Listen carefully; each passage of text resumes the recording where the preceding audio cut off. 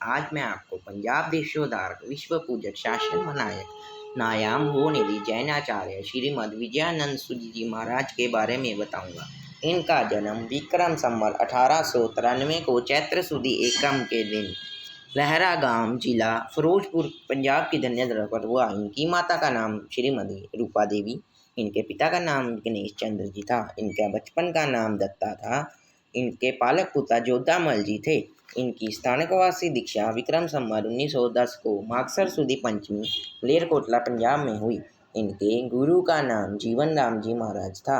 इनके दीक्षा का नाम आत्मा राम जी महाराज था। बोलिए आत्मा राम महाराज की जय। इनकी संवेगी दीक्षा विक्रम संवत 1932 को आषाढ़ मास अहमदाबाद गुजरात में हुई। इनका गुरु का नाम बुद्धि विजय जी महाराज था। इनका फिर दीक्षा का नाम आनंद विजय जी रखा गया। यह प्रतिदिन 300 गाथा कंठस्थ कर लेते थे। इनकी आचार्य पदवी विक्रम संवत 1943 को मकसरवदी पंचमी पालीताना गुजरात में हुई। परम पूज्य आत्मा राम जी महाराज को 45 आगम कंठस्थ थे। सत्य धर्म के अन्वेषक एवं प्रचारक थे। पंजाब में स्थान स्थान पर मूर्ति पूजक का प्रचार किया तथा जैन मंदिरों का स्थापना करवाई। 700 परमात्मा के भक्त अर्थात सच्चे जैन श्रावक बनाए। इनकी विद्वता को सुनकर चिकागो धर्म प्रसिद्ध के से इनको निमंत्रण आया था। तब इन्होंने वीरचंद जी राघव जी गांधी को तैयार किया। विदेशों में जैन धर्म के प्रचार हेतु अपना प्रतिनिधि बनाकर भेजा। इनका देवलोक गमन विक्रम संवत 1953 को जेठ वद सुदी अष्टमी गुजरावाला पाकिस्तान में हुआ। काम करो ऐसे कि पहचान बन जाए, हर कदम चलो ऐसे कि निशान बन जाए। जीवन तो यहाँ हर कोई काट ही लेते हैं, जीवन जियो ऐसे गुरु के जैसे कि मिसाल बन जाए। महापुरुषों के जीवन का हर पाठ निराला होता है। 1000 लाखों में एक गुरु आत्म पैदा होता है, एक गुरु आत्म पैदा होता है। सागर की बूंदों को यदि हम गिनना चाहें तो गिना नहीं जा सकता। उसी प्रकार यदि हम गगन के तारों को यदि हम गिनना चाहें तो गिना नहीं जा सकता। ठीक उसी प्रकार महापुरुषों द्वारा किए गए उपकारों को यदि हम गिनना चाहें तो गिना नहीं जा सकता। धन्यवाद। सबको जय जिनेश्वर देव की एवं गुरु चरणों में शत शत वंदन। मेरा नाम सिया जैन है। आज मैं आपको गुरु विजयानंद सुरीश्वर जी के जीवन की एक ऐसी घटना के बारे में बताने जा रही हूँ जिससे उनके अत्यंत साहसी और निडर होने का पता चलता है। अहिंसा और जीव रक्षा को तो उन्होंने अपने जीवन को भी जोखिम में डालकर अपनाया था। गर्मियों में एक दिन सब बालक इकट्ठे होकर नदी में नहाने चले। जैसे ही वे नदी पर पहुँचे, उन्होंने देखा कि एक मुस्लिम औरत अपने बेटे को नहला रही थी। बच्चा किसी तरह अपने माँ के हाथ से फिसलकर नदी में जा गिरा। जब माँ बच्चे को बचाने के लिए दौड़ी तो खुद भी पानी की धारा में बह निकली। सभी लड़के देखते ही रह गए, परंतु बालक आत्माराम ने, जो उनके बचपन का नाम था, आप देखा ना ताप देखा, झट से नदी में छलांग मार दी और बड़े ही ध्यानपूर्वक दोनों माँ बेटा को बचाकर बाहर ले आए। इस घटना से उनके गांव तथा आसपास में उनके साहस की भूरी भूरी प्रशंसा होने लगी। ऐसे ही बहुत सी घटनाएं जीवन की उनकी हमें अपने बड़ों से या किताबों से पता चलती हैं, जो हमें उनके जैसा बनने के लिए प्रेरित करती हैं। इतने महान थे हमारे गुरुदेव। हमें भी उनके पथ पर चलकर अपने जैन धर्म को उच्चतम स्तर पर पहुंचाना है। कैसे? गुरु विजयानंद के सिपाही बनेंगे, गुरु विजयानंद के सिपाही बनेंगे, जो रखा कदम तो ना पीछे हटेंगे, गुरु विजयानंद के सिपाही बनेंगे। जय जन शासन। प्रणाम। आज मैं श्री आत्माराम जी महाराज साहब के बारे में एक रोचक किस्सा बताने वाली हूँ। दरअसल श्री आत्माराम जी महाराज साहब स्थानकवासी थे। पंजाब में उनके बढ़ते अनुयायियों की संख्या देख पूज्य श्री अमर सिंह जी की चिंता भी बढ़ने लगी। उन्होंने अपने पक्ष के कई साधुओं की सम्मति से एक लेख तैयार किया।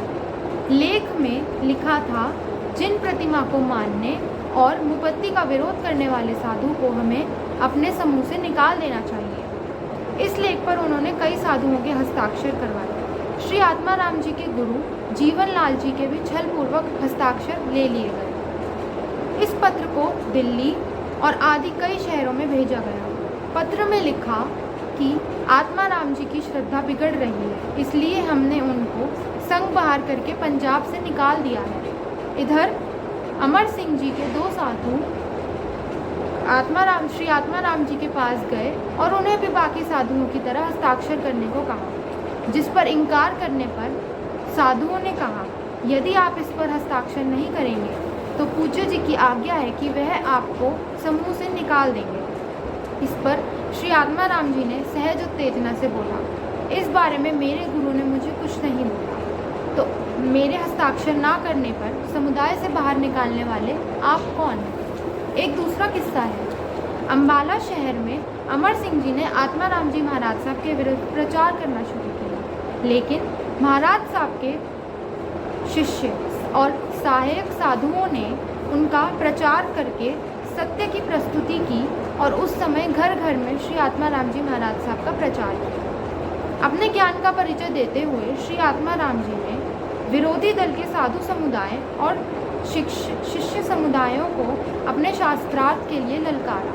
वह बोले, यदि मेरा पक्ष गलत निकला तो मैं सबके सामने क्षमा मांगकर वापस उस पंथ में आने के लिए तैयार हूँ। यदि आपका पक्ष असत्य ठहरा तो आप प्राचीन परंपरा में वापस लौट जाएंगे। पर कोई सामने न आया।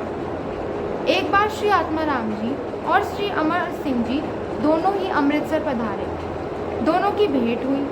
आत्माराम जी को सामने देख अमर सिंह जी को क्रोध हुआ।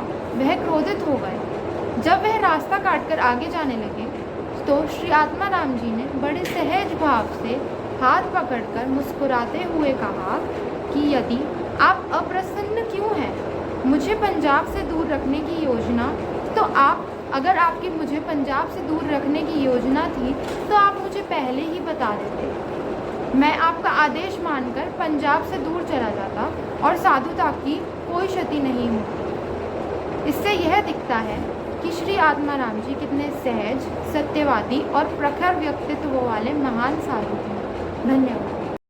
देव की मेरा नाम ज्योति जैन है और मैं आज आप सभी को गुरु आत्माराम जी के जीवन से जुड़ी एक घटना के ऊपर सूचित करने जा रही हूँ। बहुत पुराने समय की बात है। उस समय गुरु आत्माराम जी का चातुर्मास राधनपुर नाम के शहर में हुआ करता था। वहाँ 3 सुई और 4 सुई को लेकर भी एक विवाद चला करता था। वहाँ के जो श्री संघ थे, वहाँ के अधिकतर लोग चतुर्थ सुई को ही चुना करते थे और उसी को प्रवृत्ति दिया करते थे, जबकि जो तीसरी सुई को चुना करते थे उनको कड़वा मीठा बुलाया जाता था। जब आत्माराम जी ने अपनी चतुर्थ सुई को चुनना और उसको निर्णय लिया, तब जो तीसरी सुई के लोग थे उनके बीच में खलबली होना तो स्वाभाविक ही था। इसी के अंतर्गत एक सिरफिरे ने गुरु आत्माराम जी के लिए निंदा करनी शुरू कर दी, उनकी चुगली करनी शुरू कर दी। और जब यह बात वहाँ के श्री संघ को पता लगी तो उन्हें बहुत गुस्सा आया और जब उन्होंने यह बात अपने श्री संघपति जी को बताई, यानी चंद जी को बताई, तो उनसे तो ये बात सही ही नहीं गई और उन्होंने निर्णय कर लिया कि अब हम इसको संघ बाहर कर ही रहेंगे। कुछ दिनों बाद यह बात श्री आत्माराम जी के कानों तक पहुंची और जब उन्होंने यह चीज सुनी तो उन्हें बिल्कुल ही झटका लग गया। उन्होंने फिर श्री चंद जी को बुलाया और उनसे पूछा कि आप उसको संघ बाहर क्यों करना चाहते हैं। तो उन्होंने बोला कि गुरुदेव, उन्होंने आपकी निंदा करी है। तो उन्होंने यह बोला कि निंदा करने वाले को निंदा का ही फल मिलेगा और जो स्तुति करता है उसको स्तुति का ही फल मिलेगा। तो अगर हम निंदा करने वाले को संघ बाहर कर देंगे तो ये बिल्कुल भी न्यायोचित नहीं होगा। इससे मेरी आत्मा को ठोस पहुंचेगी और मुझे बिल्कुल अच्छा नहीं लगेगा। सभी गुरुओं के सामने, सभी साधुओं के सामने सब लोग एक समान होते हैं। अगर आप ऐसा करेंगे तो मुझे बिल्कुल अच्छा नहीं लगेगा। और इसके साथ साथ अगर आप सबको बताएंगे कि गुरु आत्माराम जी के खिलाफ किसी ने निंदा करी और आप लोगों ने उसे संभार कर दिया, तो क्या आपको अच्छा लगेगा? नहीं। तो इसीलिए आप ये अपने दिमाग से ये बात निकाल दीजिए। धन्यवाद। जय श्री देव जी की। मेरा नाम पूर्ति जैन और मैं लुधियाना से हूँ। पंजाब देशोद्धारक, जंगम युद्ध प्रधान, न्यायमोह निधि, विश्व पूज्य, शासन मान्य, नवयुग निर्माता आचार्य श्रीमद विजयानंद सुरीश्वर जी महाराज और आत्माराम जी महाराज को मेरा कोटिश कोटिश वंदन। गगन के तारों को यदि हम गिनना चाहें तो गिना नहीं जा सकता। सागर की बूंदों को यदि हम गिनना चाहें तो भी गिना नहीं जा सकता। ठीक उसी प्रकार महापुरुषों के द्वारा किए गए कार्य को यदि हम गिनना चाहें तो गिना नहीं जा सकता। नदी अपना जल स्वयं नहीं पीती, वे भी दूसरों को प्रदान करती है। वृक्ष अपने फल स्वयं नहीं खाते, वे भी दूसरों को प्रदान करते हैं। ठीक उसी प्रकार महापुरुषों का जीवन दूसरों के परोपकार के लिए होता है। शब्द नहीं मेरे पास जिनसे मैं करूं गुरु के उपकारों का वर्णन, पर लेकिन मैं कुछ शब्दों द्वारा उनका गुणगान करने का प्रयास कर रही हूँ। जिस प्रकार एक छोटा सा बीज एक बड़े से वट वृक्ष को जन्म देता है, ठीक उसी प्रकार एक छोटे से गांव लहरा ने गुरु आत्माराम जी महाराज को जन्म दिया, जिनके पिता का नाम श्री गणेश चंद्र जी और माता का नाम श्रीमती रूपा देवी था। उनके बचपन का नाम दत्ता, और वे प्रतिदिन 300 गाथाएं कंठस्थ करते थे। उन्हें 45 आगम कंठस्थ थे। उन्होंने पंजाब में स्थान स्थान पर मूर्ति पूजा का प्रचार एवं जीव मंदिरों का निर्माण करवाया। 7000 परमात्मा के भक्त अर्थात सच्चे जैन श्रावक बनाए। इनकी विद्वता को देखकर चिकागो धर्म परिषद से इनको निमंत्रण आया था, तो इन्होंने वीर चंद्र राघव चंद्र जी गांधी को तैयार करके जैन धर्म का प्रतिनिधि बनाकर विदेशों में जैन धर्म प्रचार के लिए भेजा। जैन धर्म, संस्कृति, साहित्य के लिए जो भी इन्होंने उपकार किए और कार्य किए वे चिरस्मरणीय रहेंगे। इनका काल धर्म जेठ सुदी अष्टमी गुजरावाला पाकिस्तान में हुआ। अंत में मैं बस इतना ही कहना चाहूंगी, आदम नहीं थे कोई आदमी, वे तो थे देवता जो स्वर्ग से आए थे बदले नक्शा जैन समाज का। काम करो ऐसे कि पहचान बढ़ जाए, हर कदम चलो ऐसे कि निशान बढ़ जाए। जीवन तो यह हर कोई काट ही लेता है, जीवन जियो ऐसे गुरुदेव के जैसे कि मिसाल बन जाए। धन्यवाद। यूं तो परमात्मा महावीर स्वामी के शासन में अनेक महाप्रभावक आचार्य हुए हैं, परंतु आज हम बात करेंगे कि ऐसे गुरु भगवान की जिन्होंने अपनी अंतिम सांस तक गांव-गांव, शहर-शहर जाकर जैन धर्म का प्रचार किया एवं अपने प्रतिनिधि तैयार कर अन्य देशों में भी जैन धर्म का झंडा फहरा, डंका बजाया। जी हाँ, प्रभु की 73वीं पाक परंपरा पर सुशोभित होने वाले कपागच के महान आचार्य न्यायमोह निधि नवयुग निर्माता जैनाचार्य श्रीमद विजयानंद सुरीश्वर जी महाराज, जिनका कालगरम दिवस जय शुदी अष्टमी के दिन है। आज हम उनके जीवन काल को संक्षिप्त में जानेंगे। आपका जन्म विक्रम संवत 1893 में पंजाब प्रांत के जिला फिरोजपुर की तहसील जीरा के गांव लहरा में हुआ था। आपके पिताजी का नाम गणेश चंद था और आपकी माता का नाम रूपा देवी था। आपके बचपन का नाम आत्माराम था और आपको प्यार से दिक्ता भी पुकारा जाता था। आपके अच्छे भविष्य को देखते हुए आपके पिताजी ने आपको अपने मित्र व जैन श्रावक जोगामल जी के पास जीरा भेज दिया, जहाँ पर आप वैराग्य के रंग में रंग गए और आपने स्थानकवासी साधु जीवन लाल जी के पास दीक्षा ग्रहण करी। आपने शास्त्रों को पढ़ना शुरू कर दिया। आप तीक्ष्ण बुद्धि के थे। आप एक ही दिन में लगभग 300 श्लोक याद कर लेते थे। आपको आगम शास्त्र पढ़ते पढ़ते ज्ञान हुआ कि महावीर स्वामी की परंपरा का इस परंपरा से कोई मेल नहीं है। विक्रम संवत 1931 में आपने मुंह भक्ति का त्याग कर दिया और विक्रम संवत 1932 में आपने अहमदाबाद में मुनि श्री बुद्धि विजय जी महाराज साहब के पास संवेगी दीक्षा अर्थात श्वेतांबर मूर्ति पूजक दीक्षा ग्रहण करी। आपका नाम मुनि अनंग विजय जी हुआ। विक्रम संवत 1943 में आपको योग्य जानकर हिमा भाई, प्रेमा भाई आदि श्रेष्ठी प्रमुख व लगभग 40,000 लोगों की जनमेगनी के बीच में पालिताना तीर्थ पर आचार्य पदवी से अलंकृत किया गया। जब शिकागो अमेरिका में विश्व धर्म परिषद हुआ तो आपको जैन धर्म की तरफ से पधारने का निमंत्रण मिला, परंतु साधु मर्यादा को देखते हुए आपने अपने प्रतिनिधि के रूप में श्री वीरचंद राघव जी गांगी को तैयार किया। इसी सम्मेलन में सनातन धर्म से स्वामी विवेकानंद जी भी पधारे। आपने अपने शिष्य मंडल के साथ भारत भर में भ्रमण किया और भगवान महावीर स्वामी के सच्चे धर्म का जन जन तक प्रचार प्रसार किया। यही कारण है कि आज तपागच के जितने भी साधु साध्वी हैं उनमें से अधिकतर आप ही के शिष्य परिवार से हैं। आप प्रथम आचार्य हैं जिन्होंने कई पूजाओं एवं साहित्य की रचना हिंदी में की। आपने कई स्तवन भी रचे एवं कई ग्रंथ भी लिखे। आपने कई प्रतिष्ठाएं भी करवाई और आप एकमात्र आचार्य हैं जिनकी प्रतिमा पालिताना जी तीर्थ में विराजमान है।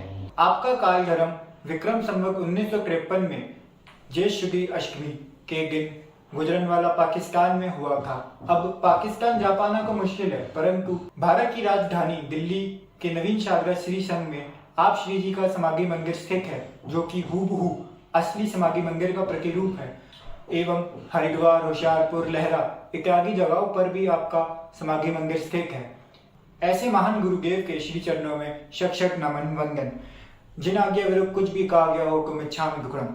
हमारे समस्त गुरुओं को मथेन वंदामी। सभी श्रावक श्राविकाओं को मेरा सादर जय जिनेंद्र। मैं शगुन जैन आज पूज्य आत्माराम महाराज जी का जीवन चरित्र प्रस्तुत करूंगी। जय आतम की, जय आतम की, जय आतम की। पूज्य आत्माराम महाराज जी का जन्म जीरा के पास लहरा गांव में हुआ था। विक्रम संवत 1894 में गुरुवार के दिन उनका जन्म हुआ था। उनके माता पिता का नाम गणेश चंद्र एवं रूपा देवी था। वह अपने माता पिता की प्रथम संतान थे।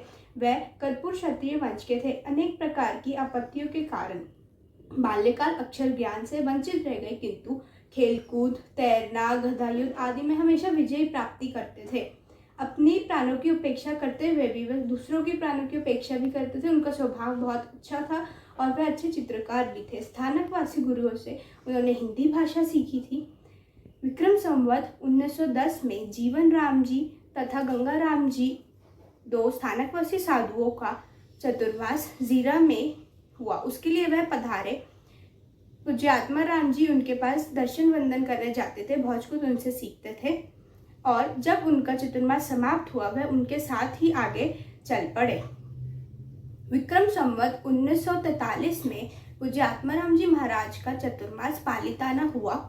पालिताना में पधारे वह भारत के सारे श्री संघों के प्रमुख व्यक्तियों ने उनको आचार्य पदवी से विभूषित करने का निर्णय लिया था।